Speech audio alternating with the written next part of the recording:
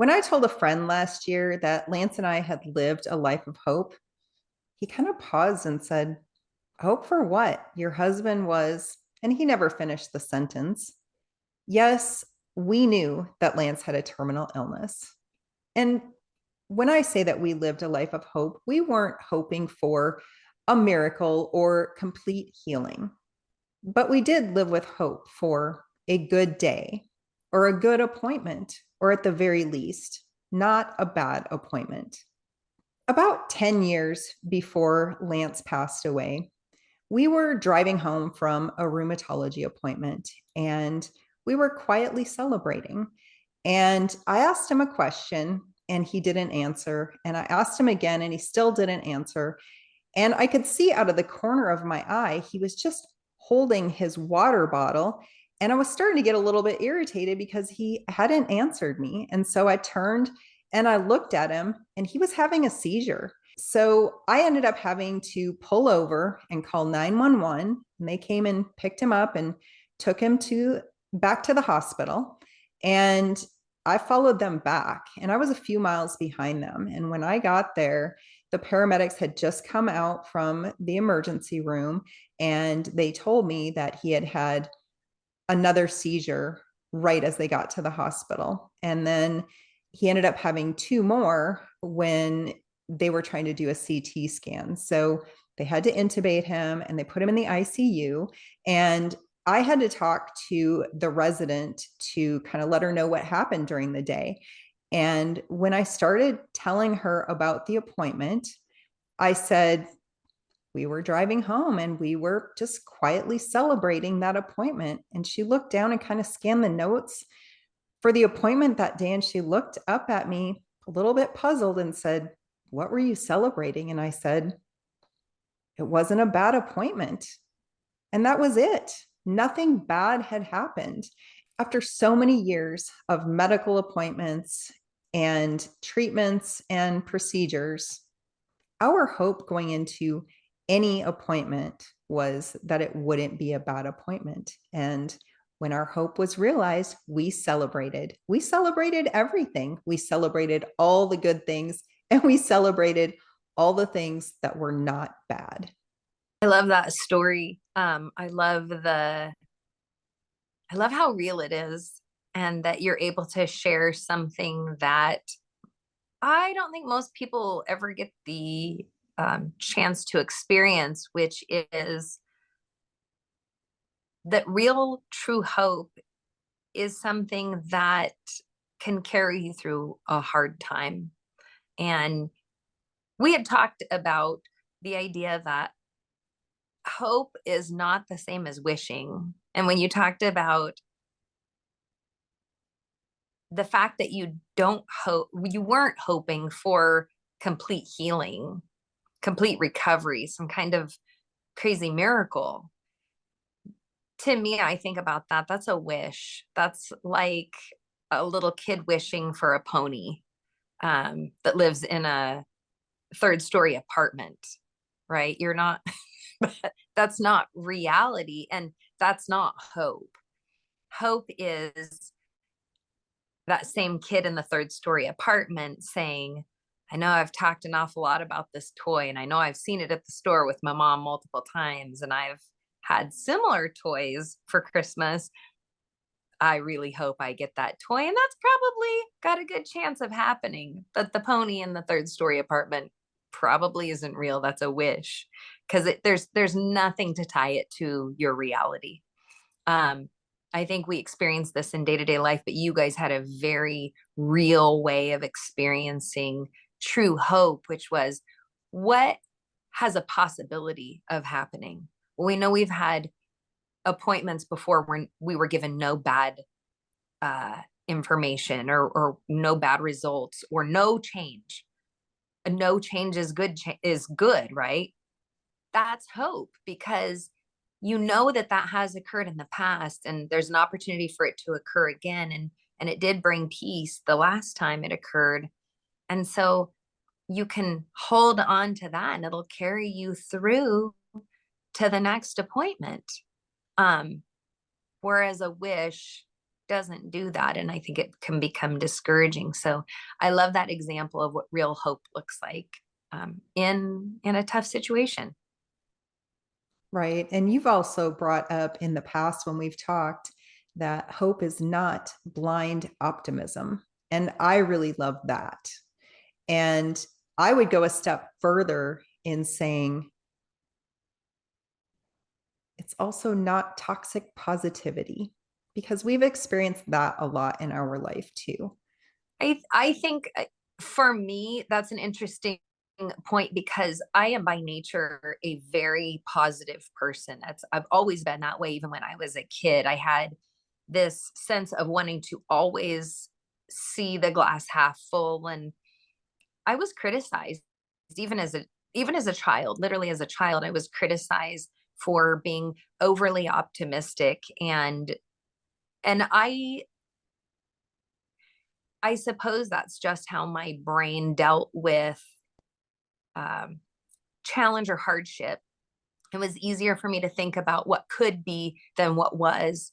And so I would tend to always bring up, well, but think of it this way. Well, you could always be, focused on this positive thing instead of this negative. And again, like I said, I was Pollyanna. I was the glass half full. And I do think that was a bit of blind optimism. Obviously, as a child, I was, um, immature and probably very naive.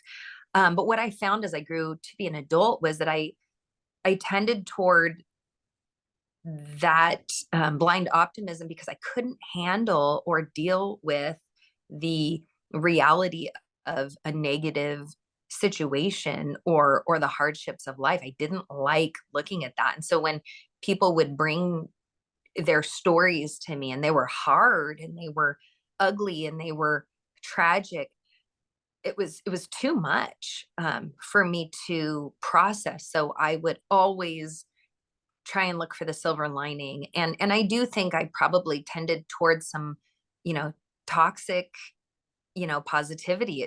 It wasn't healthy. It didn't help anyone. And I'm sure I hurt people and I'm sure it was frustrating for people. And as I got older, I had people that would say to me, like, can you just sit with me in my frustration and not try and spin it towards something positive or a silver lining? Because I can't think of that right now. I can't handle that right now.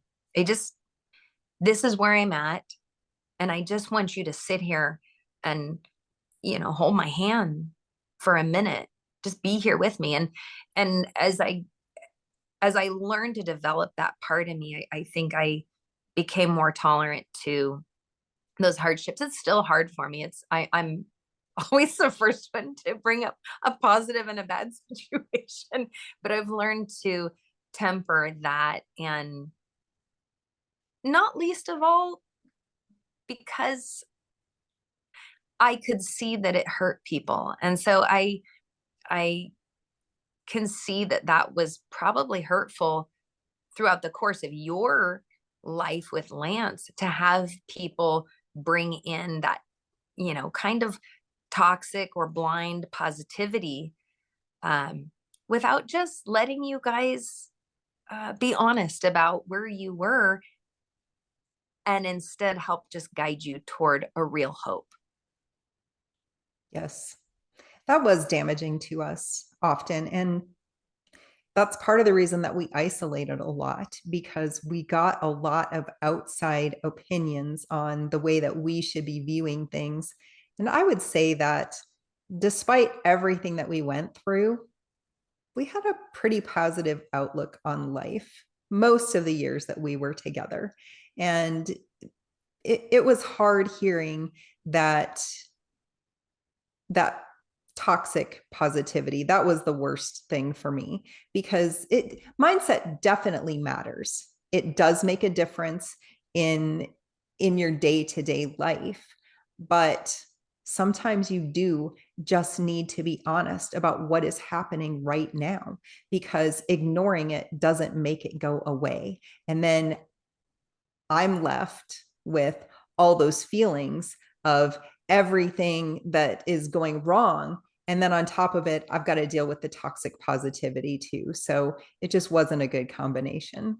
So bringing that hope for us back to um, a more realistic, lower expectation made it so much easier to, it was so much easier for our hope to be realized.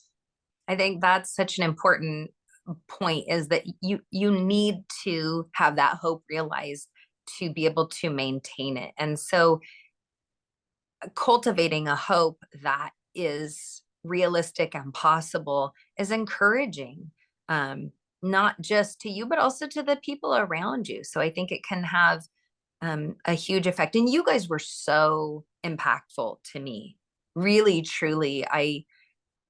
I just remember meeting you and being blown away by the fact that you weren't just miserable and tough to be around. And we've all been around people like that, who they have something bad happen to them, or they live in a bad situation, or whatever is going on in their life.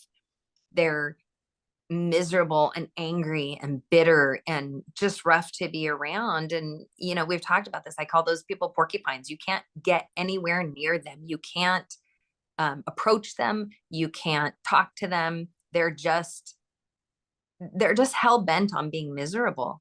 And I think for me, that's always scared me. And you guys weren't like that.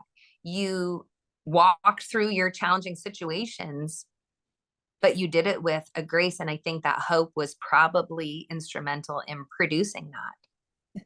Well, you did meet us at a time when we were hopeful, but we did have some porcupine years where we were really hard to be around and we were angry and we were bitter and things were just so hard all the time. And we ended up in a Sunday school class with, it was a big group of people, and there were several people from that class who came into our life and walked alongside us and just helped us through that very tough time. And I would say that they really saved us. They saved our life. They probably saved our marriage. This was after Lance had, this was a few years after his second diagnosis, and he was pretty disabled. I had become his legal guardian, and it was really, really challenging. And when these people came along and just allowed us to be who we needed to be, instead of living with that toxic positivity or the, you know what you should do, they were just there and they sat with us. And that was what helped us get back to that life of hope.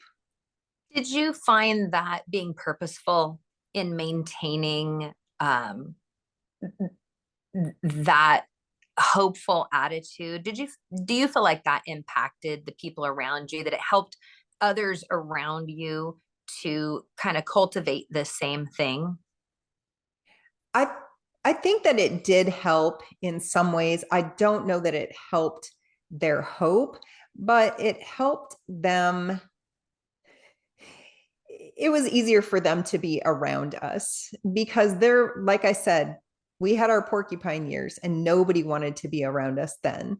So when you live a life of hope and also gratitude, which we've talked about in another episode, when you live a life of hope and a life of gratitude, you're so much easier to be around.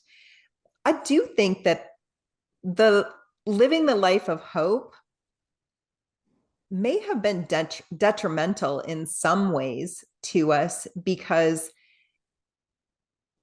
I think it made people who were maybe living in a little bit of denial, it made it easier for them to live in denial because they looked at us and thought, well, they're happy. They're living with hope. They're living with gratitude.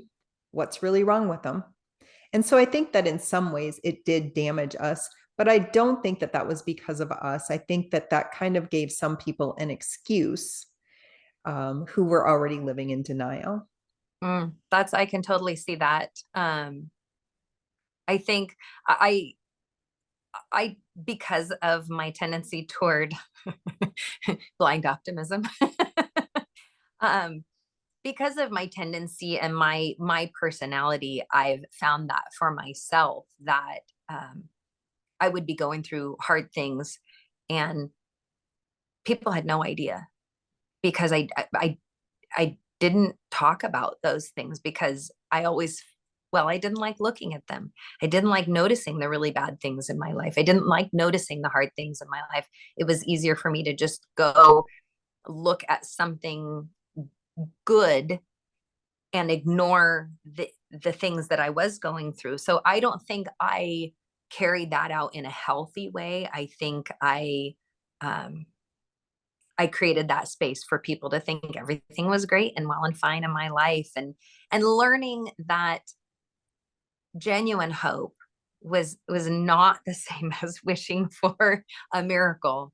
That was huge for me as I got older and learned to deal with those things. So I just love that you guys found a way to implement that in your life. How how would you, what kind of advice would you give for people who are supporting a caregiver or someone in that situation or somebody just going through a hardship um, in helping them to cultivate hope? I think maintaining a hopeful attitude doesn't mean ignoring the reality of the situation. And it's something that we've already talked about here is just coming alongside and sitting with people and just allowing them to be wherever they are at. And this is another one of those things that is such a personal journey. To live a life of hope is something that you've already stated you need to cultivate that. And it's something that only you can do yourself. And cutting out the toxic positivity, cutting out the blind optimism, and just being realistic about the things that are happening. And if you see someone that is just being dragged down into that hole of despair, you definitely want to do something to help get them out of that. But those are not the ways to do that. Just be there with them and love them where they're at, because sometimes that's all a person needs. And you can look back on that a day or two later, maybe a week, and just see how much that helped you. I think that that is something that just really helped us build our hope back up when we had lost it. And I've heard you say that just simply acknowledging that someone's going through something hard is so useful and helpful, and that's something I didn't learn until later in life. I didn't like speaking those things. It was scary for me. It was very much based in fear in my own heart that if I said those things then they were actually true, but it is true whether or not I say it, that someone's going through a challenging time. Right. And just pretending that everything is okay is not helpful. And if that is who you are and that's who you think you need to be for this person, then you're probably not the right person to be in their life at this time. That's exactly. And that was another thing that I've struggled to learn is that I I don't need to be in everyone's life and be everything to everyone because I can't. Um, I'm I'm a people person by nature, so I tend to want to be in people's lives, encourage, support. I'm kind of a natural born cheerleader, and so I tend to take on that role so easily.